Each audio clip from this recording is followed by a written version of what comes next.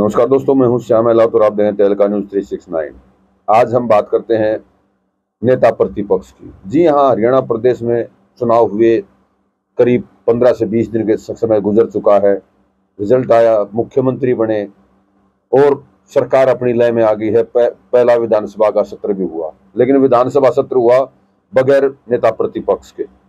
और जो हालात आज दिखाई दे रहे हैं उसमें भी जो है नेता प्रतिपक्ष की गुत्थी सुलझती दिखाई नहीं दे रही है। लेकिन इसी दौरान जो नेता प्रतिपक्ष के लिए है वो जमा घटा, गुणा भाग, ये तमाम जो चीजें चल निकली हैं, चाहे वो शैलजा गुट हो, चाहे वो चौधरी भूपेंद्र सिंह हुड्डा गुट हो, अब कोई गुट नहीं बचा है। अब गुटों में गुट और आदमियों में गुट बन गए हैं, यानी कि एक आदमी एक गुट। ये जो चीज परिपाटी नहीं निकल कर आ रही है कांग्रेस पार्टी में, ये काफी गंभीर है। जी हाँ, जिन लोगों को हम किसी एक गुट का मानकर चल रहे थे वो किसी एक गुट के नहीं है, बल्कि उनका खुद का एक गुट है। ये मैं नहीं कह रहा, ये टोटल जो सोशल मीडिया प्लेटफॉर्म्स हैं उन पर ये चीजें दौड़ रही हैं। लोगों को एक दूसरे को जो है वो आदान प्रदान जो सूचनाओं का हो रहा है वो यही हो रहा है कि कांग्रेस पार्टी में जो नेता प्रतिपक्ष का जो चुनाव है वो इसी वजह से टल रहा है कि कोई एक जो कद्दावर व्यक्ति है, चौधरी भूपेंद्र सिंह हुड्डा, जिसको पहले मान कर चल रहे थे, आज भी कहीं ना कहीं माना जाता है कि नेता प्रतिपक्ष के लिहाज से अगर कद के हिसाब से देखें या विधायकों की संख्या बल के हिसाब से देखें तो नेता प्रतिपक्ष के तौर पर चौधरी भूपेंद्र सिंह हुड्डा पहले नंबर पर हैं। लेकिन अब तमाम जो जोड़ घटा है, जो समीकरण है, जो खेल, जो उठापटक चल रही है, उसमें वो और नई चीजें निकल कर आ रही हैं। वो नई चीजें क्या है? सूचनाएं यहां तक आ रही हैं कि अब हुड्डा खेमे के भी 2-3 जो लोग हैं वो अपने नेता प्रतिपक्ष के लिए लॉबिंग करने लगे हैं। इनमें सबसे पहला नाम आ रहा है डॉक्टर रघुवीर कादियान का। जी हाँ, वही डॉक्टर रघुवीर सिंह कादियान जिनको चौधरी भूपेंद्र सिंह हुड्डा के लिए अहम साथी बताया जाता है, या यूं कहते हैं उनका राइट हैंड बताया जाता है। लेकिन अब फिलहाल जो सूचनाएं निकल कर आ रही है, जो लोगों का कहना है कि वो अपने लिए भी अब जुगाड़ में लग गए हैं और इस जुगाड़ में अहम भूमिका अदा कर रहे हैं गुड़गांव से ताल्लुक रखने वाले एक वरिष्ठ पत्रकार। वो वरिष्ठ पत्रकार जो गाहे गलबाहे जो है वो प्रदेश की सरकार हो या कांग्रेस पार्टी हो या इनेलो हो या जेजेपी हो, सभी पर जो है एक व्यंग्यात्मक टिप्पणी करने में या यूं कहें कि स्पष्ट बोलने में, उनके ऊपर आरोप प्रत्यारोप की खुलकर जो एक कलम चलाते हैं, उन जो है पत्रकार का नाम सामने आ रहा है कि वो उनके लिए उन अधिकारियों को की यूज कर रहे हैं, उस अधिकारी लॉबी का यूज कर रहे हैं जो राहुल गांधी तक पहुंच रखते हैं। जी हाँ, उन पत्रकार महोदय का ये जो है आज भूमिका जो है वो काफी महत्वपूर्ण बनती दिखाई दे रही है।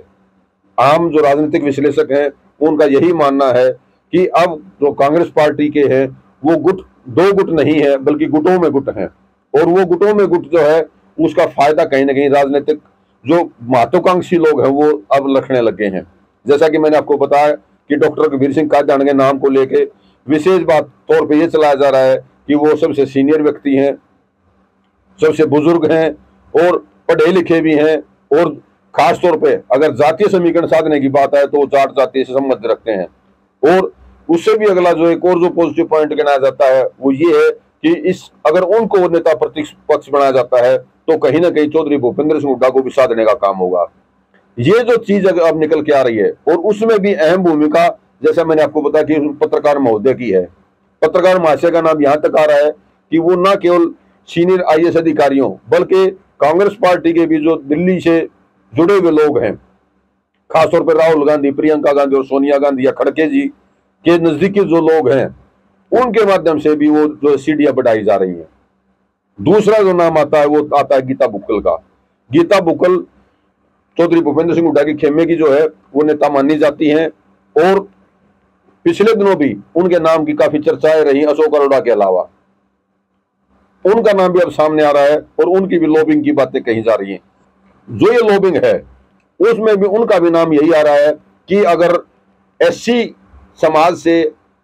कैंडिडेट ले जाने की बात हो नेता प्रतिपक्ष का, और दोनों ही गुट जिसके ऊपर शांत हो जाएं, उनमें उनका नाम आगे बढ़ाया जा रहा है कि चौधरी भूपेंद्र सिंह हुड्डा के खेमे से वो हैं और कुमारी शैलजा की वो पुरानी दोस्त रही हैं।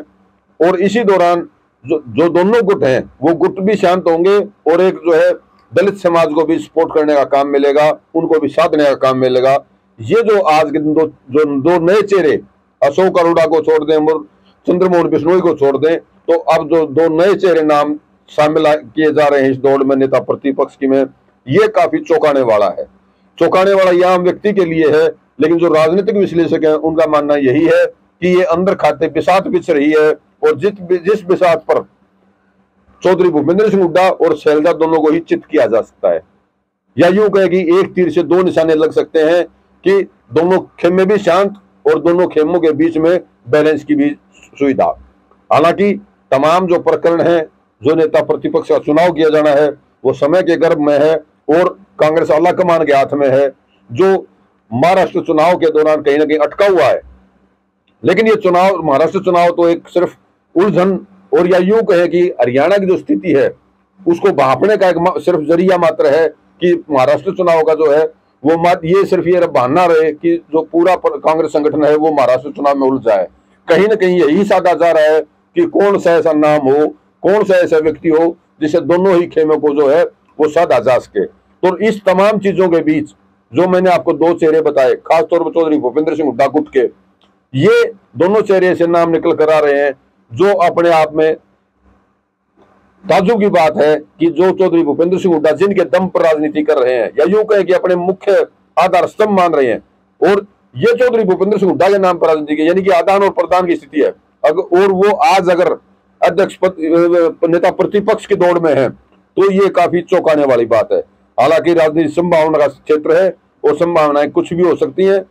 ये तो आने वाला वक्त बताएगा कि नेता प्रतिपक्ष कौन होता है। लेकिन इन दो लोगों का नाम सामने आना काफी जो है वो एक अचरज की बात कही जा रही है। फिलहाल के लिए इतना ही, धन्यवाद।